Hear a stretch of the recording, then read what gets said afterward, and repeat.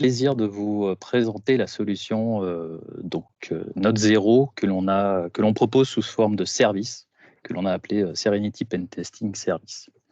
Alors, c'est une solution qui va vous permettre de lancer des pen tests quand vous le souhaitez. Et ces pen tests-là vont être complètement autonomes. Bon, donc, autonome, ça veut dire que la solution va elle-même déterminer en fait quels sont les chemins d'attaque ou quels sont les chemins qu'elle va devoir emprunter pour essayer de compromettre votre infrastructure ou des machines ou de la donnée. Donc, comment ça fonctionne? Alors, tout d'abord, vous allez avoir un tenant qui est dans notre environnement MSSP. Et à partir de ce tenant-là, vous allez pouvoir créer des pen tests qui vont avoir ce fonctionnement suivant. Donc, d'un côté, donc, vous avez votre tenant, où vous avez votre console, et de l'autre, vous avez votre environnement que vous souhaitez tester. Donc, qu'est-ce qu'il suffit de faire? Donc, dans votre environnement, vous allez pouvoir installer une machine virtuelle, alors qui peut être installée sur la plupart des hyperviseurs. Et cette machine virtuelle, elle a tous les outils nécessaires pour dérouler un pen test de façon classique. Des outils classiques et des outils qui sont développés qui sont maintenus par l'éditeur de la solution que l'on vous présente maintenant. Lorsque l'on va créer un pen test, systématiquement, il va y avoir une création dans l'environnement cloud de l'éditeur, donc qui se trouve chez AWS en Europe. Et donc, il va y avoir une VM qui va être dédiée pour le pen test que vous allez démarrer.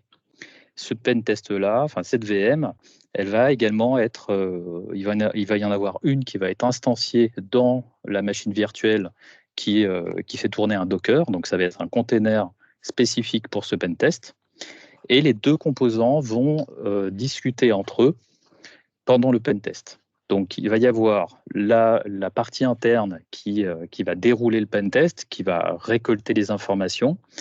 Et toutes ces informations vont remonter vers la partie qui se trouve dans le cloud, car c'est cette partie-là qui va être la partie intelligente, ça va être le cerveau du pen test. Donc, c'est cet environnement-là, cette VM, qui a toutes les connaissances, ou en tout cas qui va déterminer quels sont les chemins qu'il va falloir utiliser ou les attaques à réaliser pour essayer d'atteindre un objectif qui va permettre d'atteindre peut-être quelque chose de plus important derrière.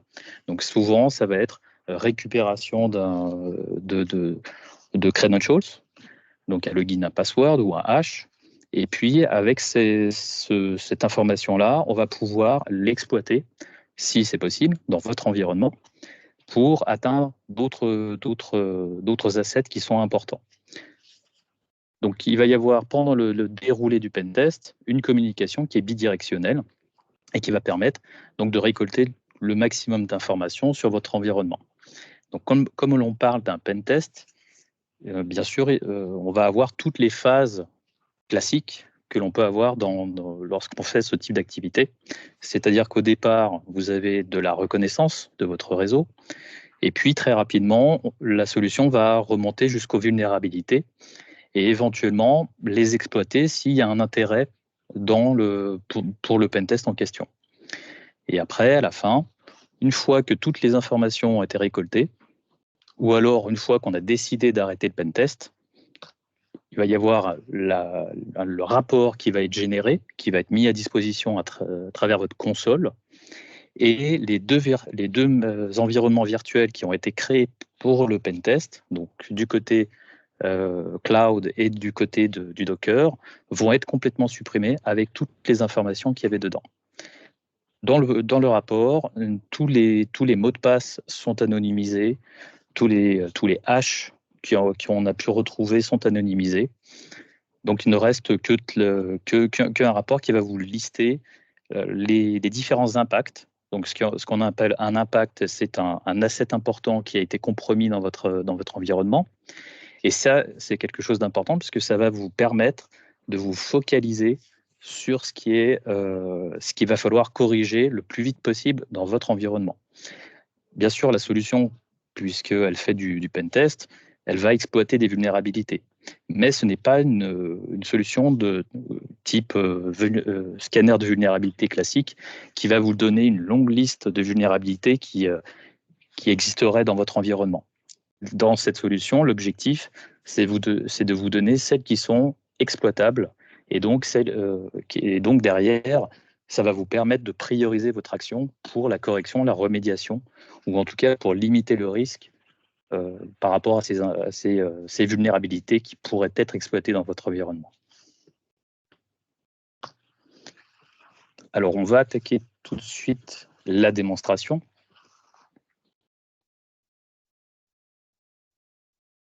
Ici, je suis connecté sur mon tenant de démonstration, donc qui est le tableau de bord dans lequel je vais retrouver la liste de mes différents pentests que j'ai déjà réalisés. Je vais avoir un certain nombre d'indicateurs, des indicateurs justement sur les impacts. Donc, quels sont les assets les assets importants qui ont été atteints au fur et à mesure des différents pentests. Quels sont le nombre de vulnérabilités qui ont été découvertes, le nombre de credentials également. Donc, on va avoir des grandes KPI qui sont présentées ici. Et puis, en dessous, on a une liste de différents pentests qui ont été réalisés, certains qui sont terminés, un que j'ai préparé pour justement cette démonstration. Et puis, vous avez également un certain nombre d'indicateurs, donc les mêmes indicateurs qu'au-dessus, qui présentent le nombre d'impacts, de vulnérabilités, de credentials, de machines qui ont été impliquées dans un pentest. Donc maintenant, je vais vous montrer comment est-ce qu'on va pouvoir créer facilement un pentest. Donc la solution est vraiment faite pour vous simplifier la tâche. En résumé, vous déterminez quels sont les paramètres d'un pentest, quel est le scope du réseau que l'on va analyser. Et puis derrière, elle va se débrouiller toute seule pour réaliser l'intégralité du pentest sans votre intervention et ensuite vous présenter le rapport. Donc ici, je vais créer un pentest puisque dans le cadre de ce workshop, on va analyser un petit réseau qu'on a monté pour l'occasion, qui est dans notre lab. Donc ici, je vais tout simplement créer un nouveau pentest. Je vais dire que c'est un pentest interne. Il faut savoir que la solution permet de faire des pentests internes et également des pentests externes. Et je vais lui renseigner différentes informations. Donc, quelle est la machine? Donc, tout à l'heure, je vous parlais d'une VM que l'on va installer à l'intérieur de l'environnement. Cette VM, elle peut tourner, donc, en l'occurrence ici, pour cette présentation, c'est sur un laptop avec un Windows 10 et puis Hyper-V dessus. Et puis donc, je vais choisir le runner, donc on appelle ça un runner dans le langage de l'éditeur. Donc c'est la machine, la VM que je vais employer pour dérouler ce pentest. Ensuite, on va pouvoir lui donner un scope de travail. Donc en l'occurrence, ici, le scope, ça va être ce range d'IP-là. Éventuellement, on pourrait exclure des adresses IP si on considère qu'il y en a certaines, ou en tout cas si on souhaite pas tester certaines machines à l'intérieur. Mais a priori, sur ce pentest-là, je veux scanner l'intégralité de ce réseau 10.20.2.0/24. Dans le pentest, vous avez une option qui permet éventuellement à la solution d'aller plus loin que le simple réseau que je viens de définir ici. Par exemple, si dans le DNS, on a des adresses IP, enfin des entrées DNS qui pointent sur d'autres réseaux que celui-ci, on peut lui dire, si jamais tu découvres d'autres ranges d'IP disponibles, alors tu peux aller les tester. Par défaut, ce n'est pas une obligation, enfin, en tout cas, ce n'est pas coché, mais vous pouvez l'activer. Dans certains cas, on s'est rendu compte que ça pouvait être très intéressant de le faire, puisque souvent, lorsque l'on se focalise uniquement sur un range donné, des fois, on peut passer à côté de vulnérabilités que l'on n'imagine pas et qui ne fait pas partie du scope initial. Et ça, on l'a déjà expérimenté chez certains de nos clients, où justement, on avait coché cette option-là. Et grâce à ça, on a réussi à récupérer un mot de passe d'un compte Windows qui avait été réutilisé sur un équipement réseau d'un site distant. Et l'équipement réseau en question était vulnérable et la solution a exploité la vulnérabilité pour récupérer le mot de passe. Et à partir de là, l'intégralité du domaine Windows a été compromis. Voilà, donc cette option est intéressante, elle n'est pas à négliger. Mais si on le souhaite, on peut juste focaliser sur un range d'IP. Ensuite, on a la possibilité de dire pendant le pentest, plutôt que de donner juste un range d'IP, vous allez pouvoir lui donner un petit peu plus de contexte sur l'environnement dans lequel on va réaliser le pentest. Donc pour donner ce contexte, vous allez tout simplement renseigner le domaine de votre société, le nom ou les noms de la société en question. Si vous le souhaitez aussi, vous pouvez lui demander de générer automatiquement des mots de passe qui découlent de ces informations-là. Si vous êtes passé dans les bureaux et que vous avez soulevé des claviers, que vous êtes tombé sur des mots de passe de certains de vos collaborateurs, vous pouvez les mettre ici, par exemple, pour les tester. Voilà, donc vous allez pouvoir rajouter, comme si vous le souhaitez, des mots de passe, une liste de mots de passe que vous considérez faibles, sachant que la solution, de toute façon, a ses propres listes disponibles, qui sont les classiques que l'on peut retrouver sur Internet. Vous pouvez également lui donner des informations si vous faites du développement dans des environnements de type GitHub, GitLab. Donc vous pouvez lui dire j'ai cet environnement de développement et possiblement, puisque souvent on tombe sur des informations intéressantes dans ces environnements-là, typiquement des logins, éventuellement des passwords, des clés secrètes également, qui peuvent être stockées sur ce type d'environnement. Donc vous pouvez lui donner un peu plus d'étendre le scope sur ces environnements-là et également sur les environnements AWS. Donc en le spécifiant uniquement l'ID de votre compte ou de vos comptes AWS. Donc en l'occurrence, pour ce workshop-là, on a juste un range d'IP et on va juste le tester comme ça.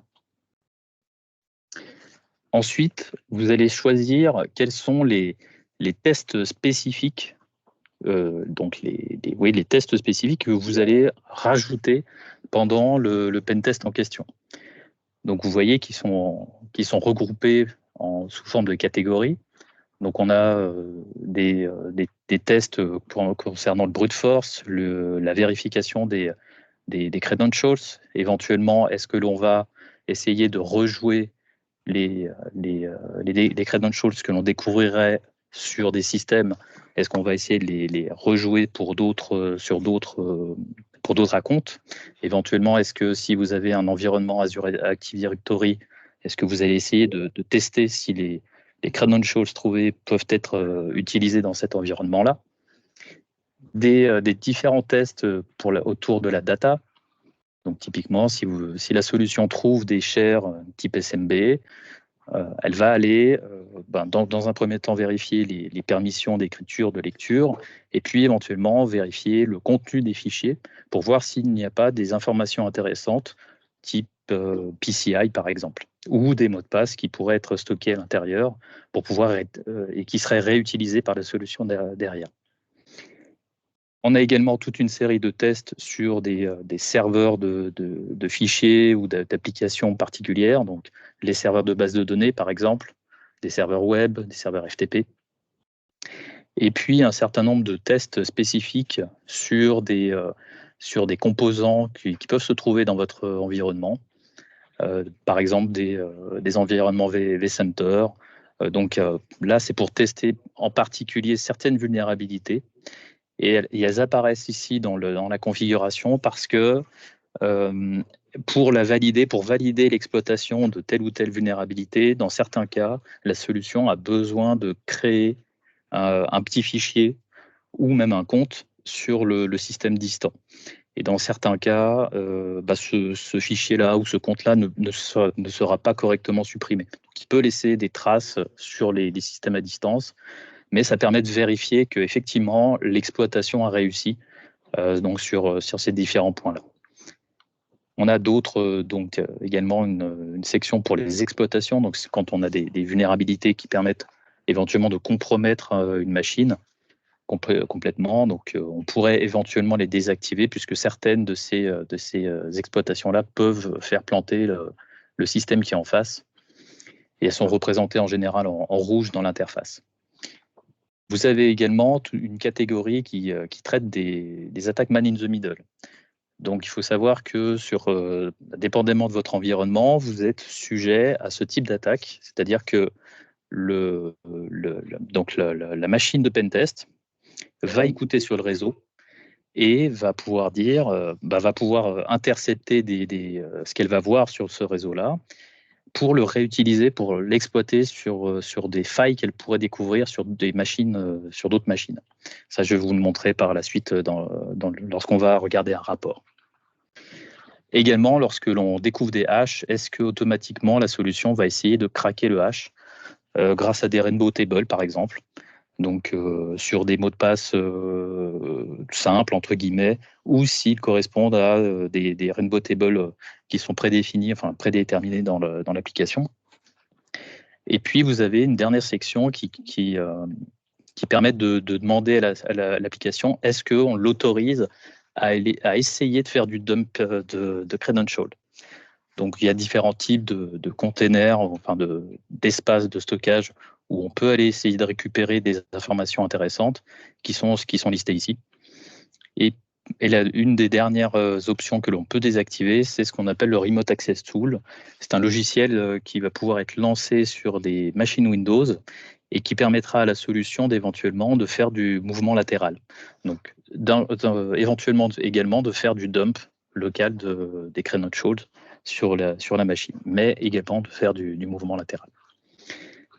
Donc ça, c'est toutes les options supplémentaires que l'on peut activer dans le pentest, mais même si on désactivait tout, la solution fera un pentest, on va dire classique, mais sans toutes ces informations-là supplémentaires. Donc là, c'est si on veut aller un peu plus loin dans les résultats qui seront obtenus.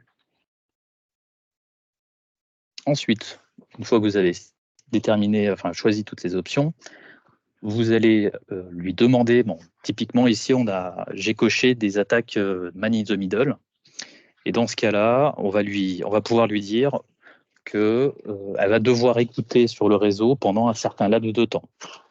Donc, on peut lui dire, soit tu vas écouter pendant 1 heure sur le réseau, et puis après, tu arrêtes ce type d'écoute, et tu passes en parallèle, de toute façon, elle fera d'autres choses, mais elle va arrêter ce type d'écoute-là.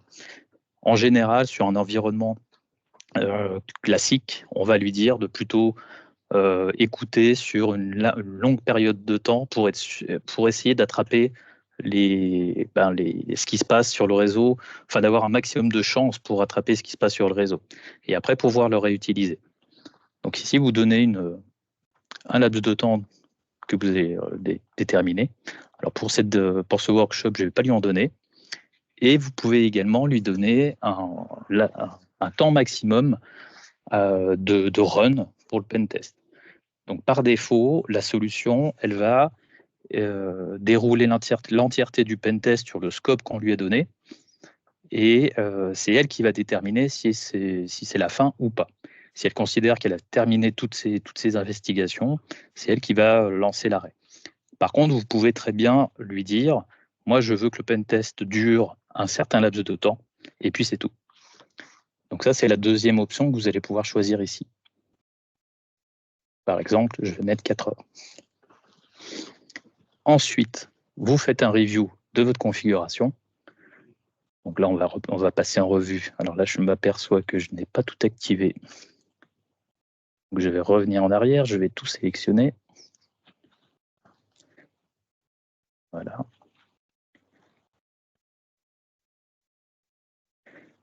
Et puis, vous acceptez ces paramètres pour lancer le pentest. Une chose qui est également intéressante, c'est que ça, c'est tout ça, c'est le paramétrage que l'on a défini pour cet environnement de démonstration. Je vais pouvoir le sauvegarder sous format de template. et je vais dire par exemple le template démo.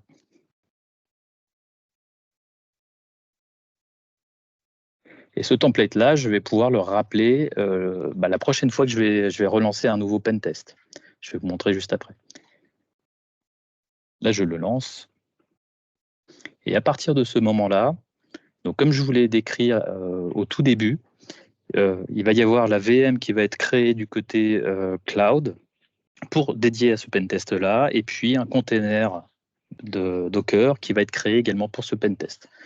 Donc, l'ensemble, le temps que ces deux environnements se créent et après commencent à communiquer, en général, il se passe une dizaine de minutes avant qu'on passe de preparing à running. Donc, c'est pour ça que j'avais préparé un autre pentest avant qui est à peu près le même, mais que je vais lancer dès à présent d'ailleurs.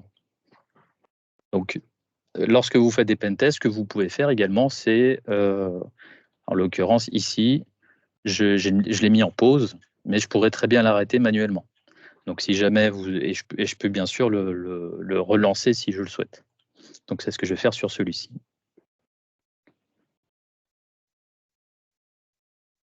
Et une chose intéressante, par défaut, lorsqu'on lance un pentest, donc tout à l'heure, j'ai donné des informations sur l'environnement. Donc, j'ai donné un nom de domaine et un nom de société. Systématiquement, quand la solution va lancer le pentest, elle va aller regarder dans le dark web pour savoir est-ce qu'il y a des informations un login à un password ou un login à un hash qui existent pour les utilisateurs qui sont référencés pour ce domaine-là. Et systématiquement, donc il va aller regarder là-bas, et s'il trouve des informations intéressantes, enfin en tout cas s'il trouve des entrées, il va les réutiliser pour ce pentest. Donc ça, c'est de façon automatique et récurrente. Mais vous avez la possibilité, donc ça, systématiquement, si vous renseignez la partie des OSINT, ce qu'on appelle la partie OSINT, il va le faire. Mais vous pourriez très bien aussi faire un pentest avec un scénario où un de vos utilisateurs lambda a été compromis. Et donc là, vous voulez voir en fait quel est l'impact dans ce cas de figure. Et pour réaliser ce test-là, puisque par défaut, il n'a qu'un scope IP, éventuellement les informations sur la société, mais il n'a pas de credentials qui lui ont été donnés. Vous pouvez les ajouter en cliquant sur le bouton qui est ici. Donc à l'intérieur du pentest, donc là on voit qu'il va y avoir, donc là il y a un déroulement de pentest. J'ai la possibilité de lui rajouter des credentials supplémentaires. Donc là je vais remettre un autre compte. Alors pas le 2, pas le 1 parce que je l'avais déjà préparé. Je vais mettre un 2. Et puis je vais mettre un mot de passe. Alors en l'occurrence qui est faux pour celui-là. Mais pour le premier, a priori, il est juste. Voilà, donc je vais pouvoir lui donner des informations supplémentaires pour tester justement le cas de figure où un de vos utilisateurs a été compromis, soit sa machine, soit il a répondu à une campagne de phishing. Et donc, on peut considérer que son login et son password ont fuité. Et du coup, qu'est-ce qui se passe si jamais ça arrive? Quels sont les impacts par rapport à un pentest, on va dire, en mode blind. Et ici, lorsque le pentest se déroule, vous voyez les différentes opérations qui sont présentées ici. Donc, au fur et à mesure que les différentes commandes sont lancées par la solution, vous allez voir les différents... cette vue va être adaptée. Et puis, sur la vue de droite, en haut, vous avez le nombre de machines qui ont été vues sur l'environnement, enfin sur le scope que l'on a défini, et des indicateurs sur le nombre de vulnérabilités, le nombre de credentials qui ont été découverts, et puis éventuellement, donc là, tout ce qui est potential weaknesses, potential credential, ça veut dire qu'a priori, il y a peut-être une vulnérabilité qui est présente, mais la solution ne l'a pas encore validée. Elle ne l'a pas encore confirmé. Donc, quand par contre elle l'a confirmé, ça passe en weaknesses ou ça passe en credential. Si jamais il y a des informations plutôt importantes qui se passent pendant le pentest, vous les voyez dans cet onglet-là. Donc là, en l'occurrence, c'est mon injection d'utilisateur. Donc effectivement, ce compte-là a été, entre guillemets, a été compromis. Donc il l'a validé. Donc vous voyez, le deuxième, il reste il reste dans un état qui n'a pas été validé puisque je lui ai mis un faux password.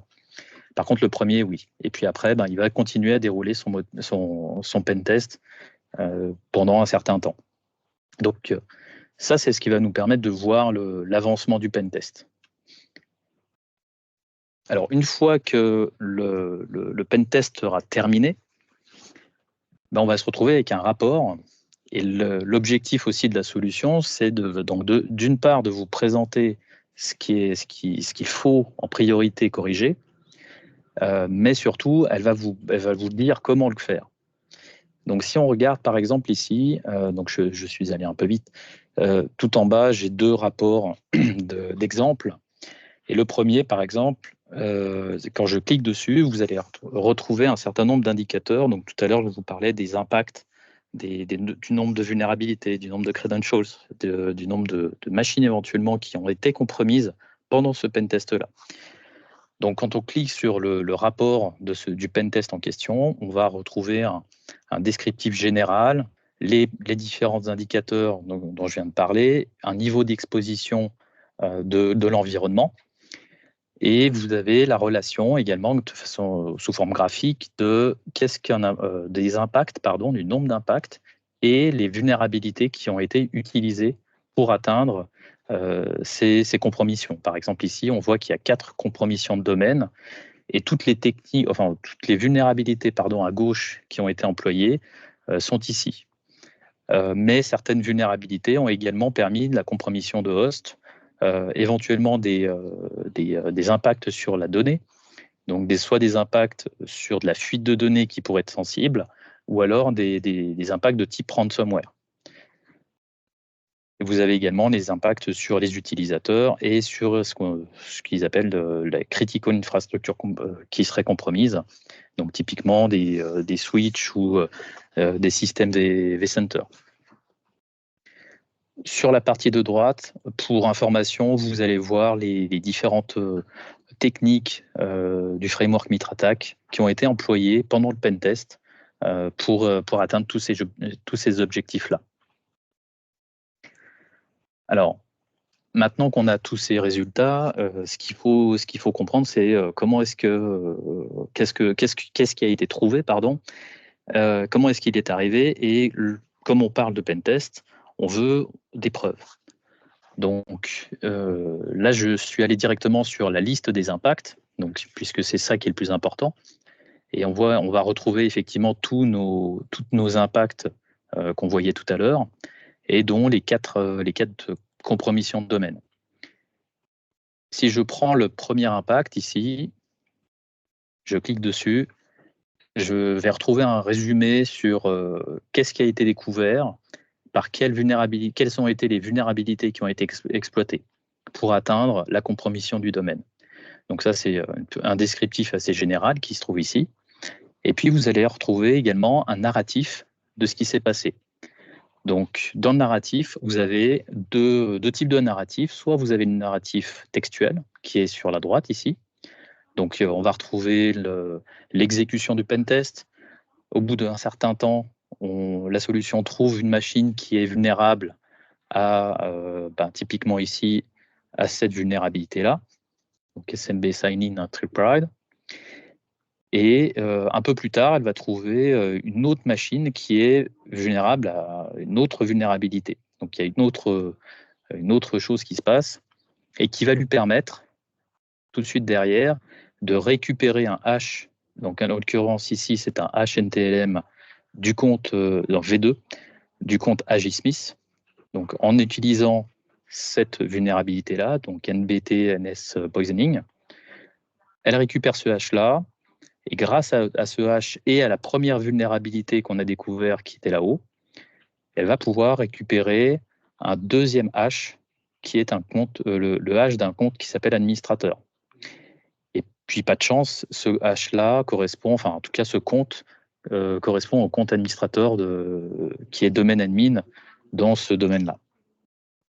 Donc là, on a le résumé sous format textuel, mais ça peut être, on l'a également sous format visuel. Donc ici, on va retrouver le même narratif avec le timing. Donc ici, on lance le pentest. Au bout d'une minute 30, on découvre une machine qui est vulnérable. Au bout de 5 minutes, on découvre une autre machine avec une autre vulnérabilité. Grâce à cette vulnérabilité-là, on va récupérer un hash NTLM du compte Agismith. Et grâce à ce compte Agismith, à ce hash NTLM, on va récupérer à la fin, en relayant ce hash-là sur la machine qui est ici, on va récupérer le hash NTLM d'un compte qui s'appelle administrateur. Et après, on valide que le hash en question est correct. Et après, on peut considérer, puisque en plus, là, c'est un compte qui est domaine admin, que le domaine est compromis. Au niveau donc je vous disais, on parle de pentest. Donc ça veut dire qu'on a réussi à exploiter quelque chose. Donc et donc il nous faut des preuves. Et donc pour ceux qui ont déjà réalisé des pentests, en général, vous avez toujours un print screen qui vous montre qu'est-ce qui a été exécuté et qu'est-ce qu'on a obtenu. Et là, on va retrouver la même chose dans la solution. Donc dans la solution, vous avez ici sur cet impact-là, 3 preuves. La première preuve, donc on voit qu'il y a une commande qui a été exécutée. Et cette commande a permis de récupérer effectivement un hash NTLM d'un compte qui s'appelle Agismith. Deuxième preuve, on réutilise, donc il relance à peu près la même commande mais avec des paramètres différents. Et grâce à ça, on récupère la SAM locale d'une machine. Et dans cette SAM, on a un compte qui s'appelle effectivement administrator. Et on a un hash.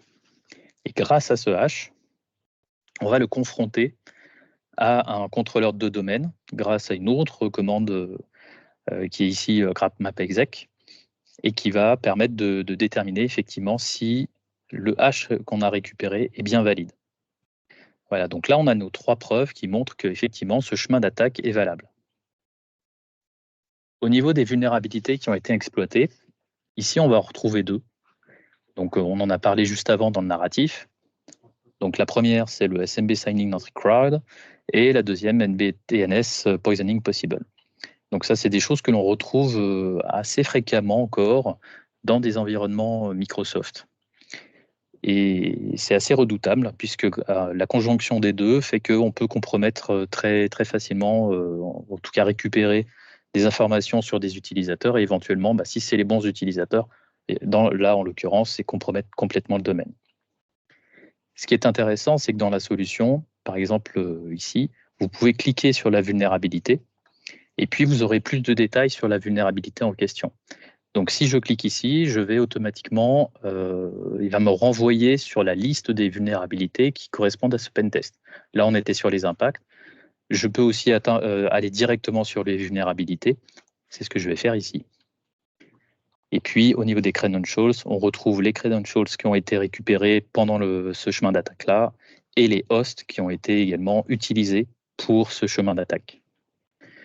Maintenant, si je clique sur les vulnérabilités, ici, on va retrouver la liste des vulnérabilités. Donc, à chaque fois, dans toutes les listes de la solution, il va y avoir un tri qui va être réalisé en fonction de la sévérité, soit de l'impact, soit de la vulnérabilité, soit de credential qui a été impliqué. Et ce score-là dépend en fait des impacts qui ont découlé en fait qu'est-ce qui s'est passé après l'exploitation de cette vulnérabilité-là.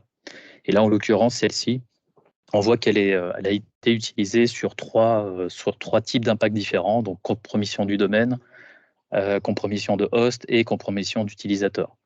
Et on voit également qu'elle a été impliquée dans 34 chemins d'attaque différents. Si je clique dessus, donc il va nous dire qu'effectivement, si je corrige cette vulnérabilité-là, en tout cas sur ce host-là, on va corriger 33% des chemins d'attaque qui ont été employés pendant ce pentest-là. À chaque fois que vous avez une vulnérabilité, vous aurez également un détail de ce qu'est la vulnérabilité. Vous aurez des liens vers des articles extérieurs pour vous renseigner sur cette vulnérabilité. Mais ce qui est très intéressant dans la solution, c'est qu'elle va vous proposer également les possibilités de remédiation justement de ces vulnérabilités.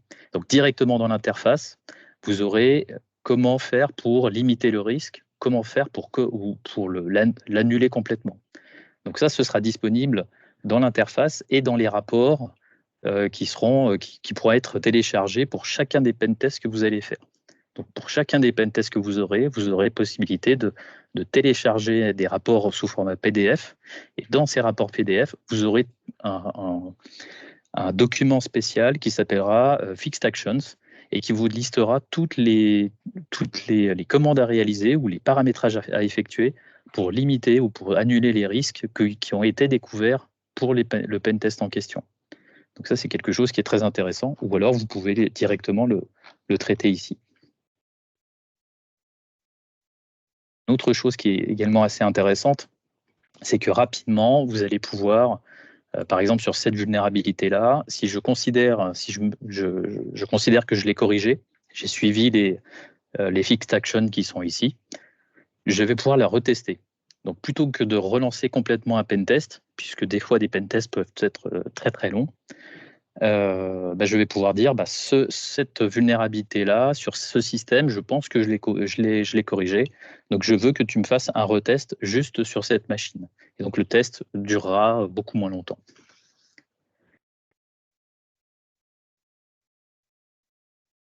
Bon. Donc ici, là, il est toujours en train de tourner. Bon, on va le laisser. La différence entre les deux pentests que j'en avais lancé un sans credentials qui est ici. Donc on voit qu'au niveau des indicateurs, on avait 6 vulnérabilités sur 7 hosts. Et là, en l'occurrence, on a déjà une vingtaine de vulnérabilités, une dizaine de credentials qui ont été récupérés, toujours sur le même scope. Autre chose qui est intéressante, là je ne pourrais pas vous le montrer directement, mais il y a une possibilité de comparer entre deux pentests les résultats.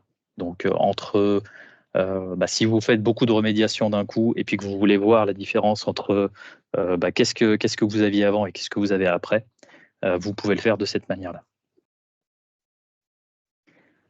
Voilà, et le temps passe vite, donc je vais m'arrêter là. Je voulais vous montrer des petites choses qu'on a découvert. Alors, voilà, donc je reviens sur la partie autonome. Là, c'est un exemple de ce qu'on a pu, ce qu'elle a pu découvrir chez un client. Donc là, en l'occurrence, elle a réussi à récupérer le hash d'un utilisateur et à partir de ce hash-là et d'une vulnérabilité sur l'autorité de certification Microsoft qui était installée dans l'environnement du client mais mal configurée, il a pu générer un PFX, donc c'est un certificat pour le compte en question. Et ce compte-là, en plus, pas de chance, il était domaine admin. Voilà, donc la solution arrive à aller jusqu'à générer des certificats par elle-même pour aller éventuellement les réutiliser pour exploiter des ressources en interne. L'avantage d'une solution qui est autonome et qui est finalement un robot, entre guillemets, c'est qu'elle va être exhaustive. Et là, en l'occurrence, on a un exemple d'un cas de figure qui est arrivé chez un de nos clients. Et si on regarde la timeline, alors c'est assez petit, je vais essayer de... Pardon, j'ai perdu la fenêtre. Voilà, non.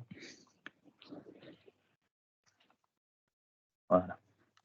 Donc si on regarde le timeline, on voit qu'on a démarré et puis il y a eu 2 compromissions de domaine. Donc dans le chemin d'attaque, il y a eu 2 compromissions de domaine. Donc au bout de 20 heures et aussi après une journée et 10 heures. Donc il y a eu un certain nombre un laps de temps assez long pour arriver à 2 compromissions du domaine avec des comptes différents.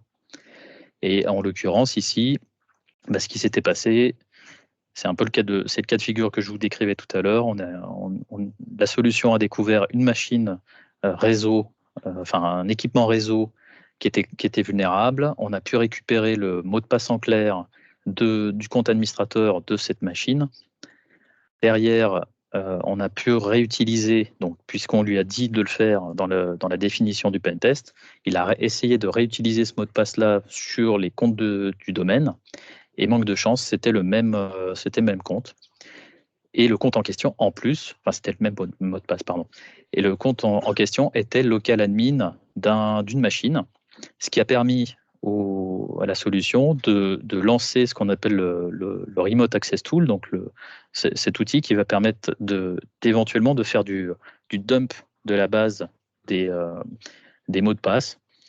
Et elle a récupéré un mot de passe d'un compte qui lui a permis qui était également domaine admin sur l'environnement.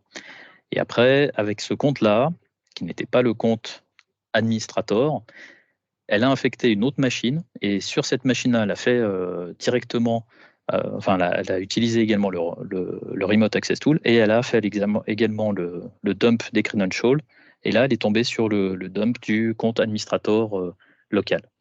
Donc là, l'avantage, c'est que souvent, dans un pentest classique, on va s'arrêter ici.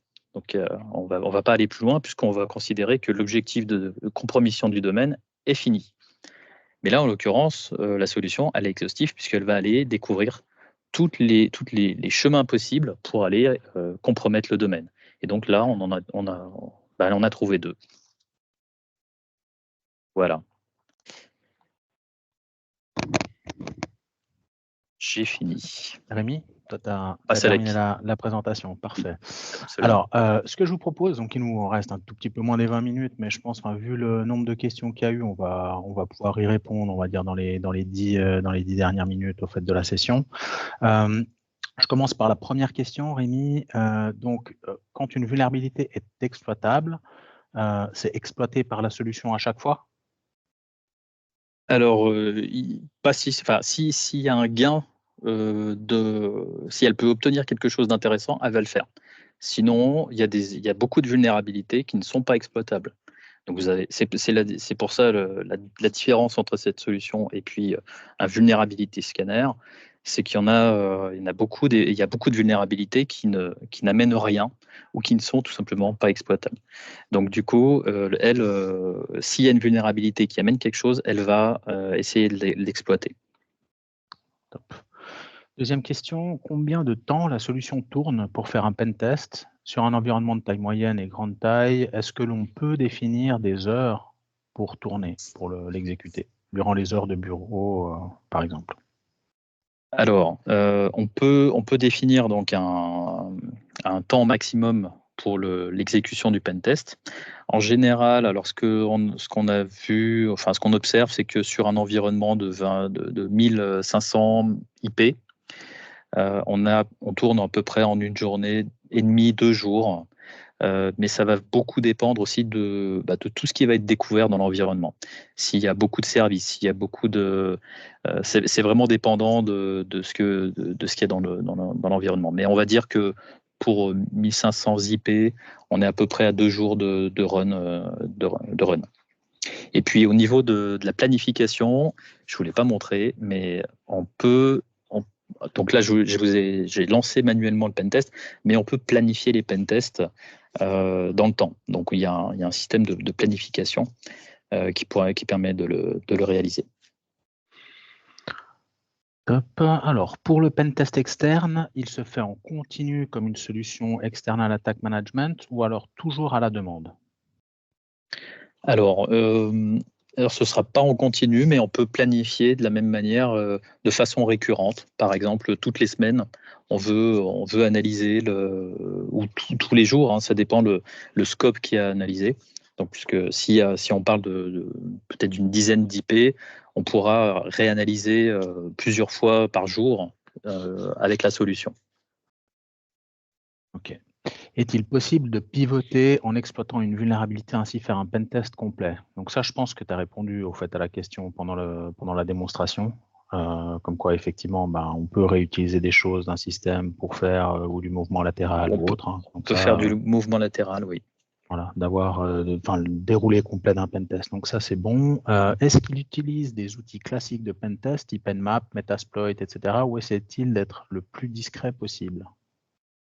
Alors non, il utilise effectivement des outils classiques que l'on retrouve dans différentes distributions connues, et puis des outils qui sont développés par l'éditeur lui-même. Mais on a effectivement les outils classiques de pentest.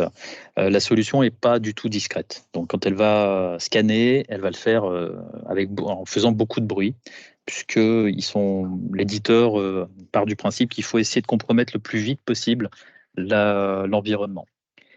Même si on leur a demandé de pouvoir jouer sur ce paramètre pour essayer d'être beaucoup plus discret pour faire les pentests.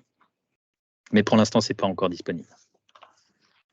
Toutes ces informations que l'on renseigne sur notre infra sont stockées où? Elles se retrouvent chez le vendeur de la solution?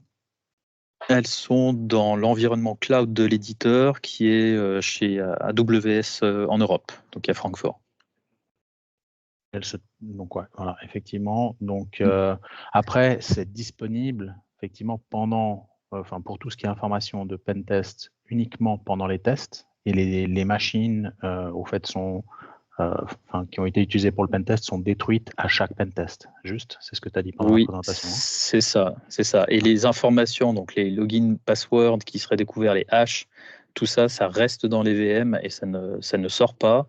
Ça permet de créer le rapport, et une fois que le rapport est généré, toutes les informations sont détruites.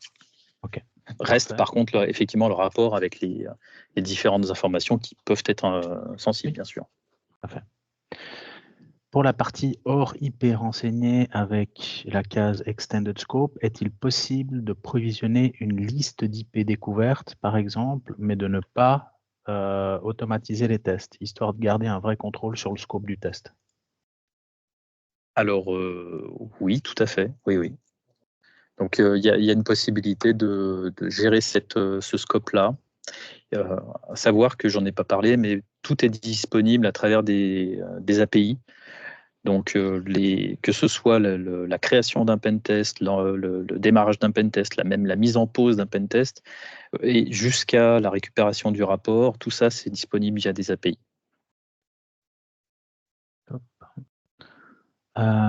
J'imagine que les custom settings se mettent à jour très régulièrement à la découverte d'une nouvelle CVE, par exemple. Alors oui, donc pour les customs, jusqu'à présent, alors ça fait à peu près 4 mois qu'on travaille avec eux, cette liste-là n'a pas évolué. Par contre, toutes les dernières CVE qui avaient un impact, donc typiquement les dernières Ivanti par exemple, sont intégrées dans la solution. Alors je vais repartager mon écran, je m'excuse, puisque je vais dans l'onglet notifications, vous avez ici des informations sur les dernières CVE qui ont été rajoutées, par exemple celle d'Ivanti. Donc là, il y en a plusieurs d'ailleurs qui ont été rajoutées. Et puis si on remonte dans le temps, on en a d'autres qui ont été, au fur et à mesure, ont été rajoutées dans le moteur d'analyse. Et ça va dépendre encore une fois de est-ce que ça a un intérêt ou pas de le rajouter. L'éditeur a une red team, et systématiquement, lorsqu'il y a des CVE qui sortent, ils vont analyser les CVE, ils vont voir s'il y a des exploits qui existent, et s'il y en a, et si ça apporte quelque chose, ils vont l'intégrer au moteur. Parfait. En gros, en fait, dans cette partie de custom setting, en gros, il n'y a pas toutes les choses. Donc, c'est vraiment pour des éléments spécifiques. Donc, c'est pas parce qu'il y a une nouvelle CVE qu'il y a des choses qui vont arriver forcément dans cette partie-là. C'est si vraiment il y a, si par exemple il y a une possibilité pour que ça laisse une trace sur le système de l'autre côté. C'est pour ça qu'il laisse la possibilité de désactiver certains checks. Ok. Alors, qui est responsable légalement si le pentest fait planter un environnement de prod ou qu'il a un impact business? Alors, je dirais que c'est à la fin du pentest. C'est quand vous revoyez les informations. Donc là, j'ai réimporté mon template et dans le review, et j'accepte les risques. Vous voyez ici, c'est quand vous cochez cette case, Donc c'est celui qui lance le pentest qui est responsable. Exact. Et de toute façon, ce que nous on recommande aussi toujours, c'est que s'il y a des systèmes de toute façon critiques et business, il faut les tester à certains moments où on est en train de contrôler que tout continue de bien se passer. Sinon, effectivement, il peut y avoir certains effets de bord, bien que la solution, dans la plupart des tests qu'elle fait, il ne devrait pas y en avoir. On ne peut jamais exclure le risque d'instabilité au fait d'un système quand on réalise un pentest. Absolument. On a déjà eu des effets de bord sur des systèmes qui étaient connectés sur le scope qui avait été défini, mais qui n'était pas connu de l'IT. Et du coup, effectivement, il y a eu quelques impacts sur des systèmes domotiques, typiquement. Mais après, c'est plus un problème de design du réseau ou d'isolation de certains composants dans l'infrastructure qui sont mis en exergue par ce type de test. Okay. Y a-t-il besoin de désactiver l'XDR durant le pentest ou il essaye de le bypasser? Alors, effectivement, selon les mesures de sécurité que vous avez, soit détection, voire même de remédiation automatique, il va falloir les désactiver. On est tombé dans certains environnements où ces solutions-là ont détecté le pentest et ont isolé la machine en question.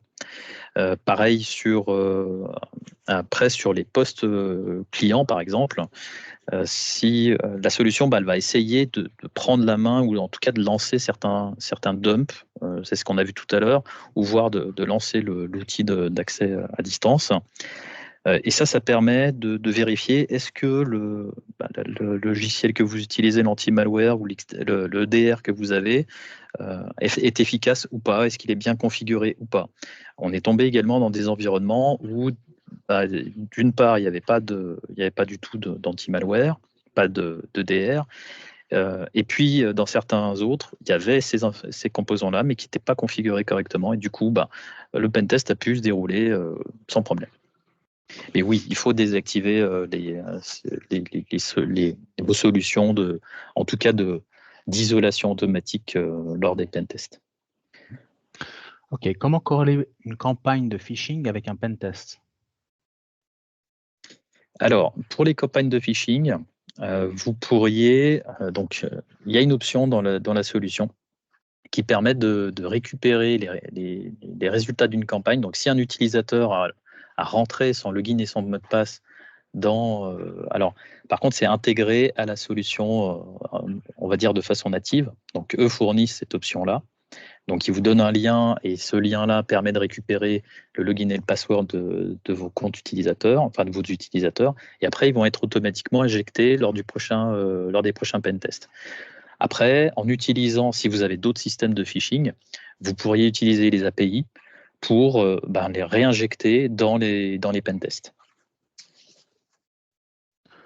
Est-ce que les rapports sont disponibles en une autre langue que l'anglais? Français et allemand, par exemple. Alors, hélas, non. Donc, pour l'instant, ce n'est pas le cas. On va par contre faire remonter l'information. Je pense c'est effectivement intéressant. Après, c'est vrai que c'est souvent, on va dire, ces rapports sont souvent repris par une population de gens techniques pour qui l'anglais est généralement pas un problème, mais on va quand même faire remonter l'information chez l'éditeur. Est-il possible de faire un pentest applicatif OWASP 10? Alors, non.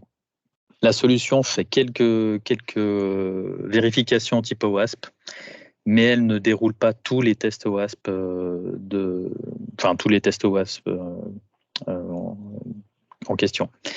C'est un point d'amélioration de la solution sur lequel on est en train de négocier, à savoir est-ce qu'ils vont les intégrer ou pas dans cette solution. Alors, les résultats de pentest sont-ils stockés dans votre instance? Si oui, quel type de données sont stockées et pendant combien de temps?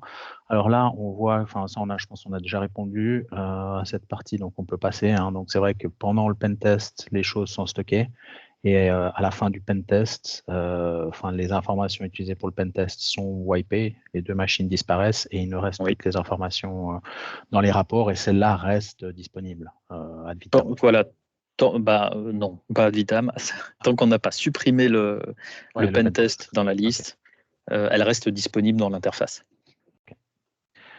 Comment se fait la connexion entre votre solution et l'asset à tester? Donc ça, je pense que, on l'a abordé au tout début. Il y a effectivement 2 machines, une qui se situe sur la partie AWS dans le tenant tenant du client sur l'infrastructure de l'éditeur, et une machine interne qui s'appelle le runner et qui, elle, au fait, est le bras armé finalement de la solution qui est dans le cloud pour réaliser les tests en local. Excuse-moi, est-ce que tu peux relire la question parce que je ne sais Comment pas se si fait la ça, connexion entre votre solution et l'asset à tester?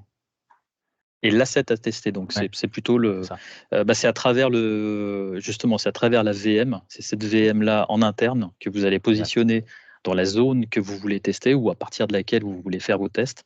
Donc cette machine là, soit vous, dépendamment du scénario que vous voulez tester justement, soit vous lui ouvrez toutes les portes, soit vous la mettez dans un réseau qui a les mêmes droits que toutes les autres machines, par exemple le réseau des utilisateurs ou des postes clients.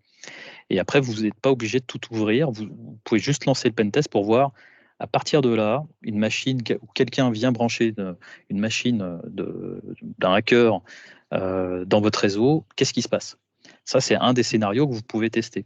Mais vous pouvez aussi vous dire, je veux savoir l'intégralité de toutes mes vulnérabilités qui pourraient être exploitables si jamais j'ai une ouverture complète de mon infrastructure, ou alors si quelqu'un change une règle dans le firewall et se trompe et ouvre la porte trop en grand.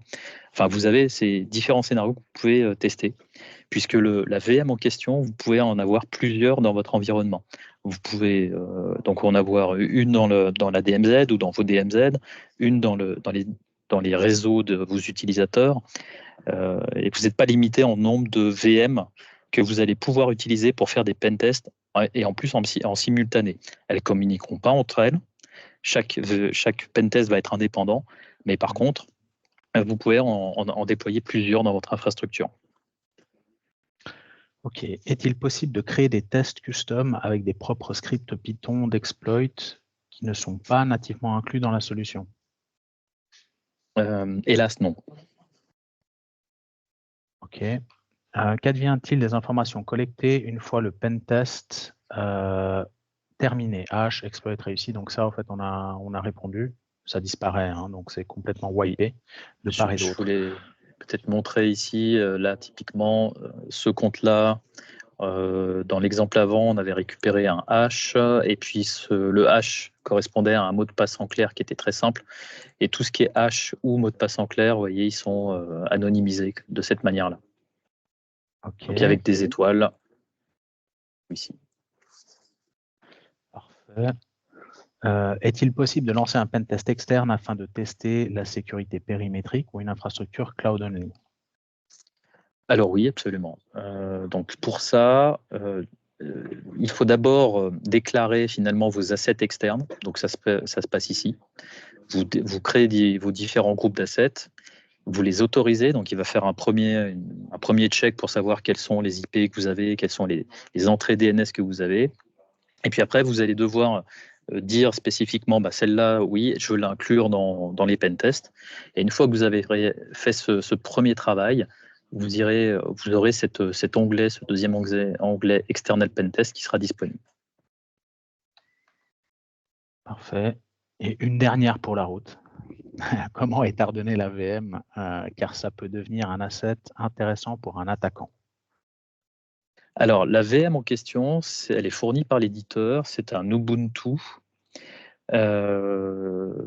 sur lequel vous avez la possibilité de réaliser vos propres hardening, votre propre hardening. Vous pourriez même la tester directement par la solution en elle-même. Donc, il n'y a pas de... Finalement, c'est une facilité que l'éditeur vous propose, mais ce n'est pas une obligation. Donc, il vous propose un runner. Si vous le souhaitez, vous utilisez cette VM-là pour réaliser vos pentests, mais vous pourriez aussi utiliser les systèmes de commandes, enfin, on va dire les commandes qui sont employées dans cette VM-là pour réaliser les mêmes pentests. Ok, et puis là, il y a une dernière question qui est venue s'ajouter. Y a-t-il une surveillance typo squatting? Donc ça, c'est, je pense, quand on tape des noms de domaine, mais qui sont des noms de domaine différents. Je ne sais pas si la question, en fait, elle est... Alors, mais ce sera pas, non, elle fait pas ce c'est pas type le... de Ouais, ça, c'est validation. pas le test d'infra, ouais. Exact. Ça, c'est peut-être plus dans la partie Par un peu contre, OSINT. oui. Par contre, elle vérifiera par exemple sur vos entrées DNS externes que toutes les entrées pointent bien sur quelque chose d'existant.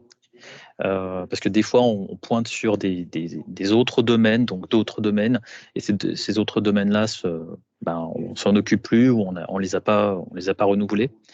Et du coup, il va vérifier que il n'y a pas de risque de ce qu'on appelle de takeover. Donc, que quelqu'un puisse prendre le domaine qui est lié à votre première entrée DNS, et puis après, il utiliserait ça pour exploiter des clients, par exemple, à vous. Parfait. Merci Rémi. Alors, ce que je propose, donc nous, on est encore disponible quelques minutes si quelqu'un veut aussi prendre la parole, oralement. Hein. Moi, je profite juste pour clore, on va dire pour clore au fait la session en vous disant que, bien évidemment, en fait, ce système-là, on vous propose, on va dire, de le tester, mais on vous propose même de faire mieux. Ce qu'on propose à l'heure actuelle, c'est de vous fournir, au fait, la solution et de vous accompagner, ça veut dire que Rémi et son équipe vont pouvoir mettre la solution en place avec vous, réaliser, on va dire, certains pentests et vous garder la solution en fait pendant une durée de 2 semaines. Aujourd'hui, on le fait, on va dire, au prix de 1 500 francs. C'est symbolique, c'est pas pour vous faire payer au fait des licences. Donc les licences, vous les payez pas pour cette partie test. Une fois, hein, bien sûr. Et ça vous permet vraiment de prendre en main la solution, de voir les différentes choses, de poser vos différentes questions. Et généralement, donc, on réalise une première session pour la mettre en place avec vous et après 2 autres sessions, une pour revoir un peu un des tests qui aurait été réalisé et vous guider dans l'interface, voir comment les interpréter. Et puis une troisième où on fait un wrap-up un peu de tout ce qui s'est passé et puis répondre à d'éventuelles dernières questions avant de remettre, avant de voir si c'est quelque chose qui vous intéresse de garder ou pas. Donc ça, c'est quelque chose qu'on a d'actif maintenant jusqu'au mois de mars. Et si vous êtes intéressé, rapprochez-vous au fait du commercial qui vous suit. Si personne ne vous suit, vous pouvez aussi écrire directement à info@secure.ch et on vous redonnera au fait l'ensemble des informations nécessaires pour la réalisation de ce test.